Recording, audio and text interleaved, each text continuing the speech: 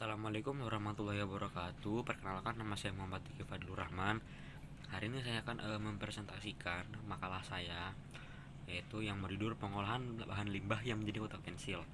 Nah, di sini ada kata pengantar. Nah, makalah ini tentang pelajaran seni budaya membuat tempat pensil dari kardus bekas atau tempat cemilan yang bisa kita lihat kalau misalnya kita membeli makanan seperti chips-chips yang ada di supermarket. Nah, itu kan dia seperti kardus. Nah, saya menggunakan itu untuk membuat eh, pengolahan limbah saya menjadi kotak pensil. Nah, di sini ada daftar isi, yaitu yang pertama itu bab A latar belakang, yang B rumusan masalah, C tujuan, bab 2 pembahasan, dan bab 3 penutup, kesimpulan, saran, dan kritik. Nah, di sini pendahuluan. Yang pertama ini latar belakang masalah. Permasalahan sampah di Indonesia bukan lagi rahasia umum. Nah, belakang ini permasalahan sampah yang semakin hari semakin menggunung sudah menjadi topik perbincangan yang cukup menyedot perhatian setiap kalangan. Dan juga permasalahan sampah sudah menjadi santapan sehari-hari bagi masyarakat Indonesia. Nah, juga ini sampah-sampah ini sudah banyak banget ya, sampai kayak setiap sudut itu selalu ada sampah. Mau dimanapun pasti ada sampah. Nah, sampah merupakan hal yang serius, harus ditangani segera. Bisa dibayangkan sekian kubik sampah dibuang oleh rumah tangga dan industri. Jadi dimanapun, seperti di laut atau di sungai itu pasti ada sampah, maupun sampah apapun pasti ada. Seperti limbah juga tuh ada. Dan mau tidak mau kita tuh harus mengakui bahwa bangsa Indonesia masih kurang memahami tentang sampah. Jadi kayak kurang rasa simpatinya, kayak misalnya harus buang sampah itu mereka nggak ada yang mau. Jadi berbagai cara telah ditempuh oleh pemerintah dan sebagian masyarakat untuk mengurangi volume sampah di Indonesia. Namun tetap saja masih sampah itu ada yang menumpuk dan menimbulkan ketidaknyamanan bagi masyarakat sekitar. Nah, oleh karena itu saya sebagai alternatif, saya itu kayak nyoba buat memanfaatkan kemasan makanan tidak terpakai menjadi sebuah kotak pensil. Dengan cara pemanfaatan ini, cara ini adalah salah satu cara dalam mendaur ulang sampah. Nah, apa sih daur ulang tuh? Daur ulang adalah proses untuk menjadikan suatu bahan bekas menjadi bahan baru dengan tujuan mencegah adanya sampah sebenarnya dapat menjadi sesuatu yang berguna. Mengurangi penggunaan bahan baku yang baru, mengurangi penggunaan energi, mengurangi polusi, kerusakan lahan, dan emisi gas rumah kaca jika dibandingkan dengan proses pembuatan barang baru. Nah, sini ada rumusan masalah. Yang pertama, bagaimana proses pembuatan kotak pensil dari bahan bekas makanan. Yang kedua, apa saja alat dan bahan yang diperlukan. Yang ketiga, bagaimana analisis SPOT. Dan yang C, tujuan penulisan.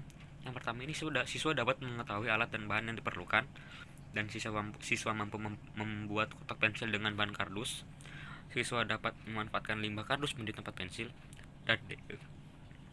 Dan D, manfaat penulisan, dapat mengetahui bagaimana cara mengurangi bahan limbah, mengetahui cara membuat produk kerajinan dari bahan limbah, dan menumbuhkan motivasi untuk mengurangi bahan limbah dengan cara membuatnya menjadi produk kerajinan.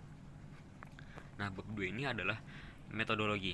Untuk membuat tempat sampah atau penyangga harus beli baru, karena dengan beli barang baru bukan malah mengurangi limbah sampah, tapi justru malah menambah limbah. Gimana nggak lawang nanti kalau sudah rusak akan jadi sampah juga.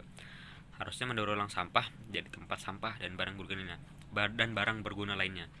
Nah, kali ini kita akan membuat tempat pensil. Nah, di sini saya akan menceritakan videonya juga, jadi boleh dilihat. Warahmatullahi wabarakatuh. Ini adalah alat dan bahan saya untuk membuat kerajinan dari bahan limbah yang menjadi bentuk ruang. Saya akan membuat kotak pensil. Di sini bahannya ada kertas kado saja dan juga bekas tempat makanan snack. Dan bahannya hanya adalah gunting dan juga selotip. Nanti saya akan buat ini saya lapisi dengan kertas kado dan seperti itu saja. Selanjutnya kita akan menggunting kertas kadonya. Selanjutnya kita ukur dan kita beri tanda seperti ini, nanti kita gunting. Ini sudah pas ya, tinggal kita lapisin dan kita beri double tip seperti itu saja. Jadi seperti ini hasilnya, kurang lebihnya. Ini akan saya selotip lagi berapi dan saya gunting. Jadi ini punya saya, sekian dari saya. Wassalamualaikum warahmatullahi wabarakatuh. Terima kasih. Melihat video tadi, dari situ kita bisa melihat cara pengolahan saya membuat kerajinan saya. Dan bab 3 ini ada tentang pengerjaan sampah. Nah, di sini Saya akan menjelaskan pengertian sampah itu apa. Sampah adalah bahan yang tidak mempunyai nilai atau tidak berharga untuk maksud biasa atau utama dalam pembikinan atau pemakaian barang rusak, atau bercatat dalam pembikinan manufaktur atau materi berkelebihan. Sampah adalah suatu bahan yang terbuang atau dibuang dari sumber hasil aktivitas manusia maupun proses alam yang belum memiliki nilai ekonomis.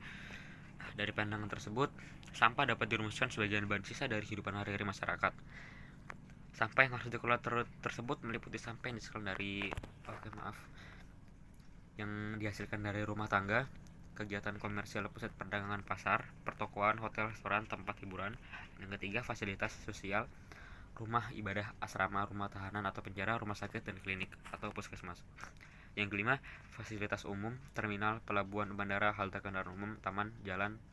Yang kelima, industri. Yang keenam, hasil pembersihan saluran terbuka umum seperti sungai, danau, dan pantai. Sejarah plastik dan pengertian sampah plastik. Nah, di sini sejarah plastik itu sejak tahun 1950 plastik menjadi bagian penting dalam hidup manusia. Dan itu juga plastik itu digunakan sebagai bahan baku kemasan, tekstil, bagian-bagian mobil dan alat-alat elektronik. Dalam dunia kedokteran, plastik itu digunakan untuk mengganti bagian-bagian tubuh manusia yang sudah tidak berfungsi lagi.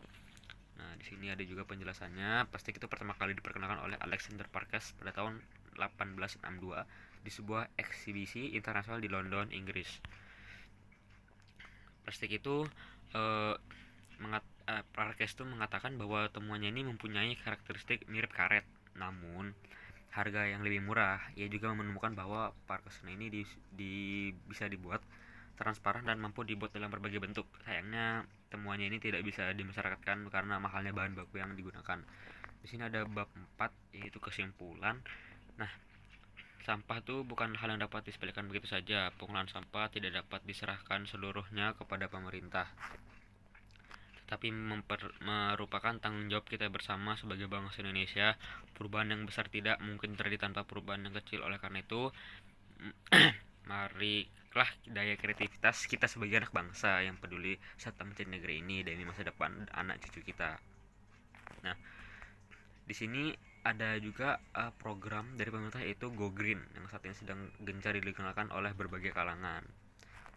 Saya minta maaf, saya lupa menuliskan SPOT tentang makalah saya, jadi saya akan menjelaskan di video saja. Yang pertama itu S atau strength. Nah, strength itu kekuatan. Jadi yang pertama itu bahan limbah mudah didapat di mana saja, dan juga produk mudah dibawa kemana saja, dan produk ini berupa hiasan, produk unik dan menarik dan juga berwarna. Selanjutnya itu W atau weakness.